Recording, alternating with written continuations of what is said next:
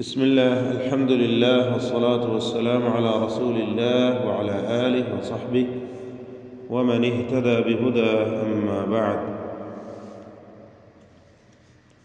സൂറത്തുൽ ഖസസ് 84, 85 ഈ രണ്ട് ആയത്തുകളാണ് ഇന്ന് പുതിയ പാഠമായി നമ്മൾ പാരായണം ചെയ്യുന്നത്. ഈ ആയത്തുകൾ പാരായണം ചെയ്യുമ്പോൾ ശ്രദ്ധിക്കേണ്ടതായ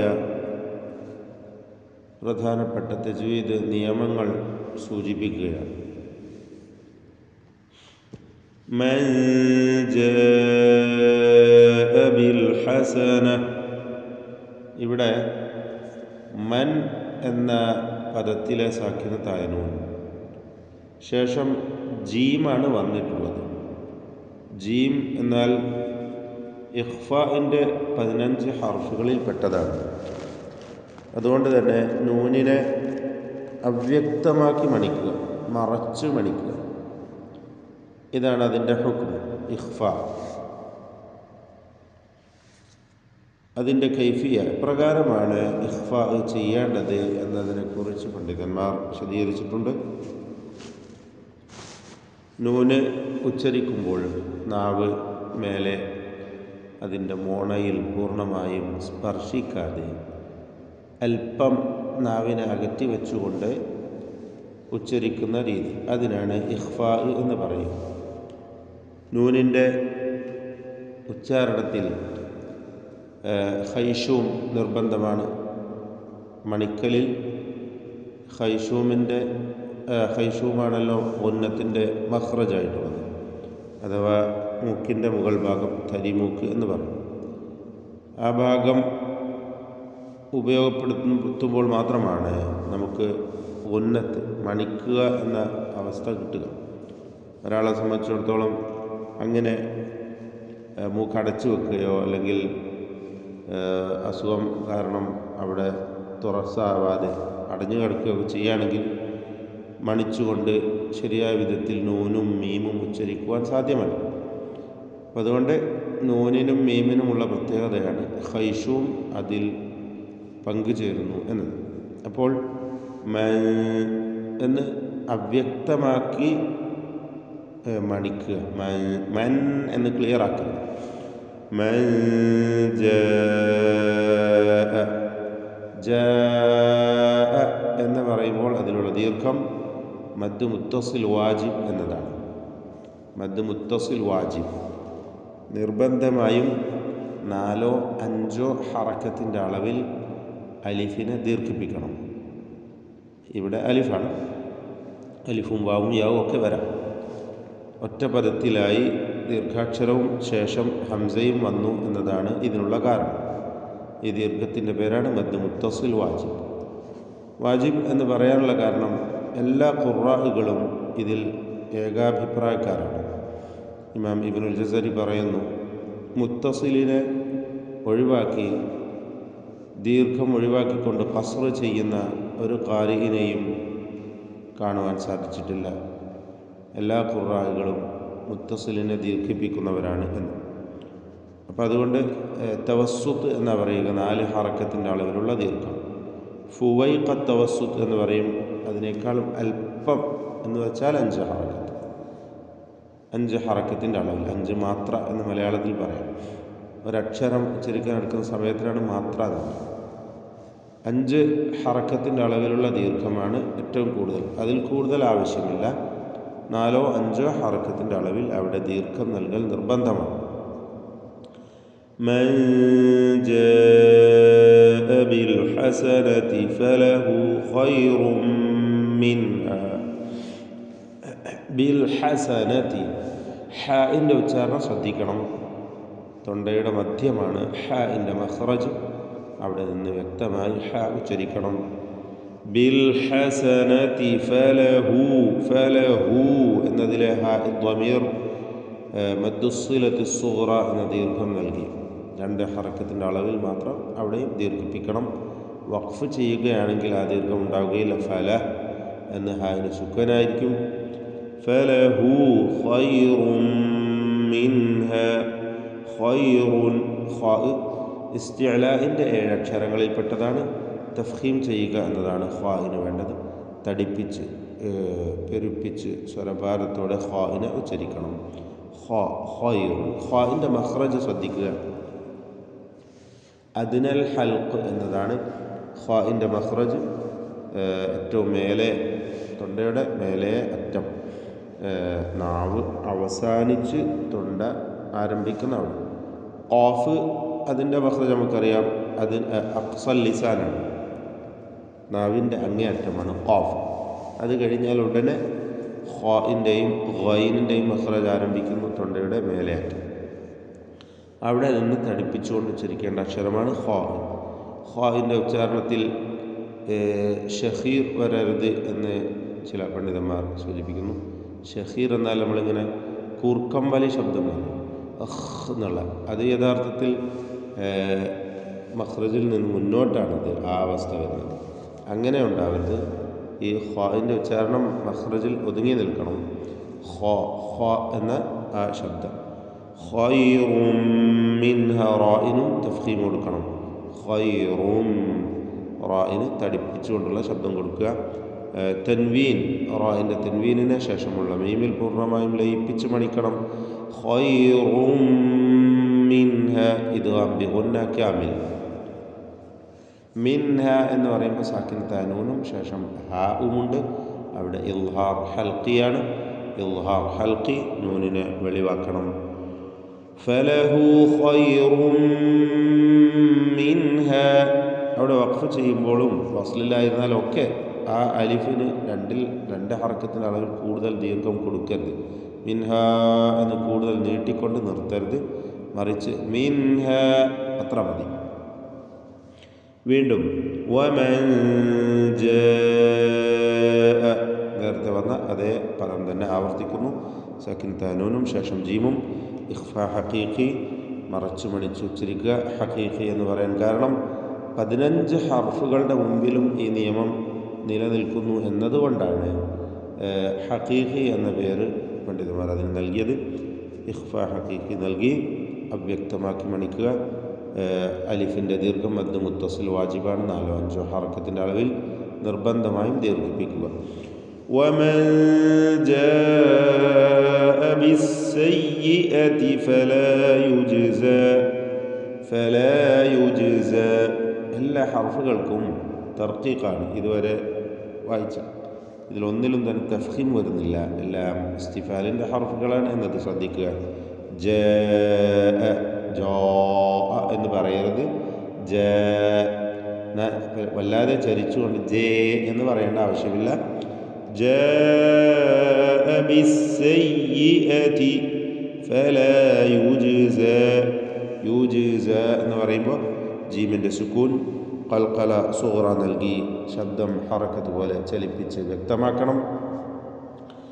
ഫലാ യുജ്സല്ലദീന അമിലുസ്സയ്യിആത്ത്, യുജ്സ എന്ന് അവിടെ അലിഫുണ്ട്, അലിഫ് മഖ്സൂറാണ്.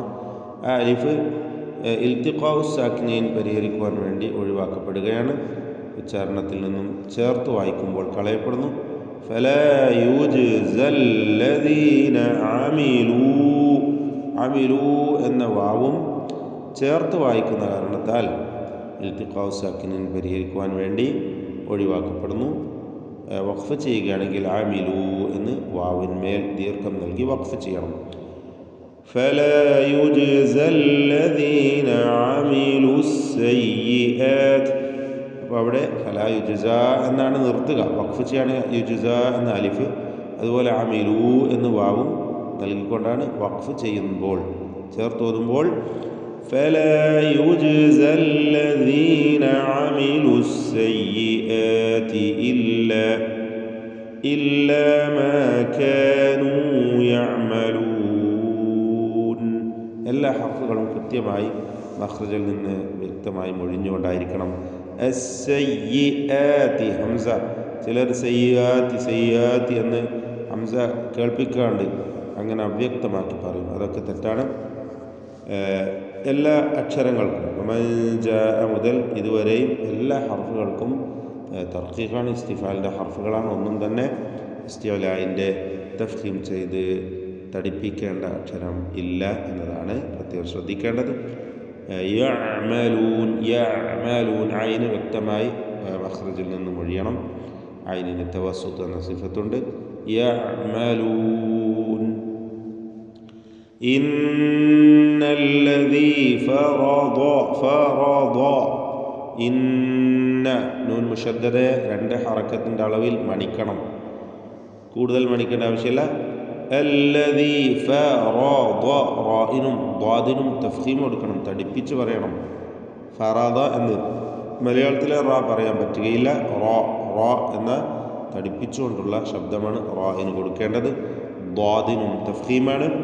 ദ്വാദ് ഇസ്തിഅലാഇൻ്റെ ഹർഫുകളിൽ ഒന്നാണ്, 7 അക്ഷരങ്ങളിൽപ്പെട്ടതാണ്.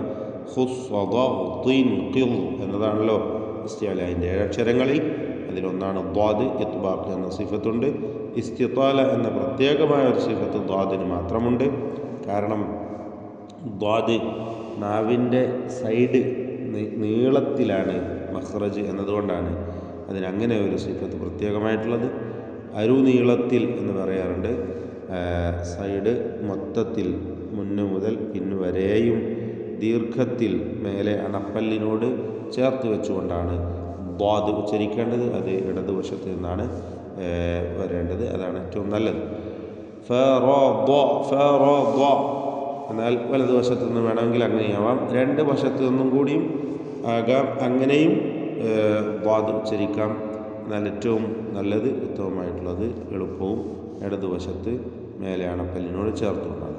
ഫറദ, ഫറദ അലൈക, ഫറദ അലൈക. ഒരു കാരണവശാലും ദ്വാദ് നാവിൻ്റെ മുന്നിൽ നിന്ന്, നാവിൻ്റെ അഗ്രവും മേലെ പല്ലും ചേർത്ത് ഫറല്ല, ഫറല്ല എന്ന് പറയരുത്.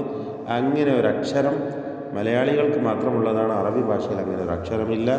തെറ്റാണ്. വലല്ലാലിൻ എന്നൊന്നും പറയരുത്. ഒക്കെ ഇന്നു മുതൽ തിരുത്തുക. ഫറദ, ഫറദ, ഫറദ അലൈക. ഐന് സൂചിപ്പിച്ചു വ്യക്തമായി മഖ്റജിൽ നിന്ന്. തൊണ്ടയുടെ മധ്യമാണ് ഐനിൻ്റെ മഖ്റജ്. അലൈക്കൽ ഖുർആന, അൽ ഖുർആന, ഖുർആൻ. ഖാഫ് വ്യക്തമായി അഖ്സൽ ലിസാൻ എന്ന അതിൻ്റെ മഖ്റജിൽ നിന്ന് ഉച്ചരിക്കുക. നാവിൻ്റെ അങ്ങേയറ്റം തഫ്ഖീം ചെയ്യേണ്ട അക്ഷരമാണ് ഖാഫ്. തടിപ്പിച്ച് പറയണം. റാഇനും തഫ്ഖീമാണ്. അൽ ഖുർആൻ, ഖുർആൻ അല്ല ഖുർആൻ. അൽ ഖുർആന ലറാദ്ദുക.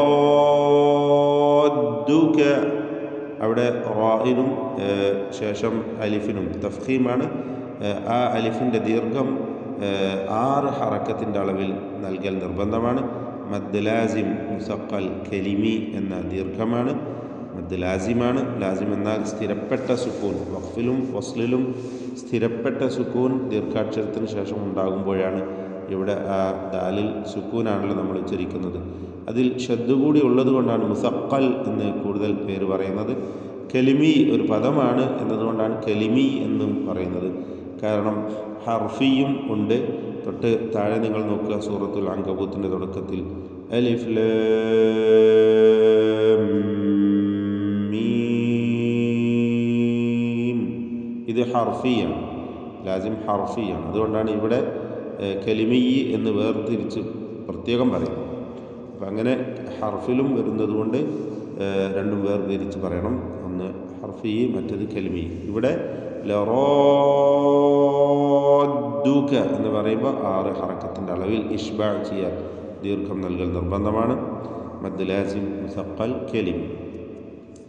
ഇലാ മആദ്, ഇലാ മആദ്. മആദ് എന്ന് അവസാനിപ്പിക്കുമ്പോൾ ദാലിൽ ഖൽഖല കുബ്ര നൽകണം. വഖഫിന് വേണ്ടി ദാലിന് സുക്കൂൻ വരുന്നു. ഈ ദാലിനെ വ്യക്തമായി ശബ്ദം ചലിപ്പിച്ച് കേൾപ്പിച്ചുകൊണ്ട് വഖഫ് ചെയ്യുക. മആദ് ദ് എന്ന് കേൾക്കണം. ഈ ഉച്ചാരണത്തിനാണ് ഖൽഖല കുബ്ര എന്ന് പറയുന്നത്. കാരണം വഖഫിൻ്റെ സന്ദർഭമാണ്, അവസാനിക്കുകയാണ്. ശേഷം മറ്റൊരു ശബ്ദം വരുന്നില്ല എന്നതുകൊണ്ടാണ് അങ്ങനെ ഖൽഖല കുബ്ര എന്ന് പേര് നൽകുന്നത്. ഖുൽ റബ്ബി എന്നതിൽ ഖാഫിന് തഫ്ഖീം കൊടുക്കുക. ആ ലാമിനെ പൂർണ്ണമായും ശേഷമുള്ള റായിലേക്ക് ലയിപ്പിച്ച് ലാമിൻ്റെ ശബ്ദം അല്പം പോലും ഇല്ലാതെ റാഹ് ഷദ്ദുള്ള റാഹ് മാത്രം ഉച്ചരിക്കുക. അപ്പോൾ ഖുർ റബ്ബി എന്നാണ് ഉച്ചരിക്കുക. റബ്ബി അഅലം, അവിടുത്തെ ദീർഘം മദ് മുൻഫസിൽ ജായിസ് എന്നതാണ്. 4-5 ഹറക്കത്തിൻ്റെ അളവിൽ റബ്ബി എന്ന യാഇനെ ദീർഘിപ്പിക്കേണ്ടതാണ്. നമ്മുടെ റിവായത്ത് പ്രകാരം നാം പാരായണം ചെയ്യുന്ന ത്വരീഖ് പ്രകാരം ആ മുൻഫസിൽ ദീർഘിപ്പിക്കുക ആണ് വേണ്ടത്. എന്നാൽ മറ്റു റിവായത്തുകളും ഖുർആകളുമൊക്കെ മുൻഫസിലിനെ ഒഴിവാക്കുന്നവരുണ്ട്. നമ്മുടെ ഹഫ്സിൻ്റെ റിവായത്തിൽ തന്നെ മറ്റ് ത്വരീഖ് അനുസരിച്ച് ഒഴിവാക്കുകയും ആവാം. അതിന് ചില ദവാബിത്തുകളുണ്ട്. ആ ദവാബിത്തുകൾ നാം പാലിക്കുമെങ്കിൽ മാത്രമാണ് മുൻഫസിൽ ഒഴിവാക്കുവാൻ നമുക്ക് അനുവാദമുള്ളത്. ആ കാരണത്താലാണ് ജായിസ് എന്നതിന് പേര് പറയുന്നത്. എന്തായിരുന്നാലും ഇവിടെ നമുക്ക് ദീർഘം നൽകുക എന്നതാണ് ശരിയായ രീതി. അതുകൊണ്ട് ഖുർ റബ്ബി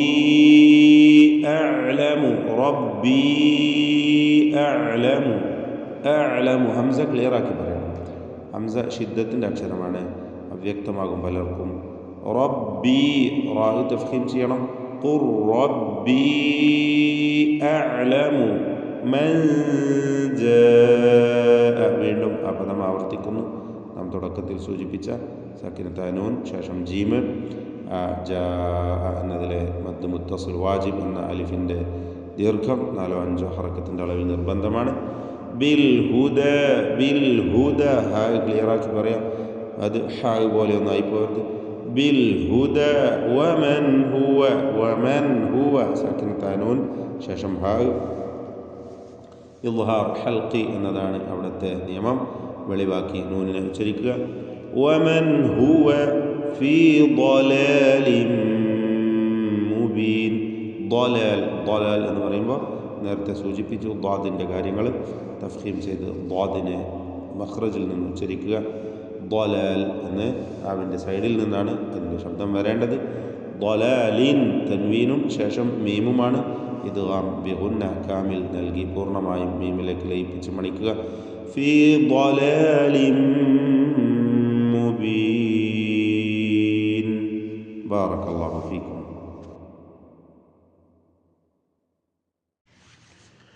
أعوذ بالله من الشيطان الرجيم.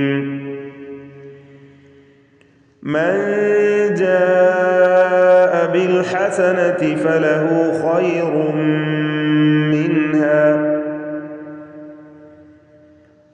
ومن جاء بالسيئة فلا يجزى الذين عملوا السيئات إلا ما كانوا يعملون. إن الذي فرض عليك القرآن لرادك إلى معاد قل ربي أعلم من جاء بالهدى ومن هو في ضلال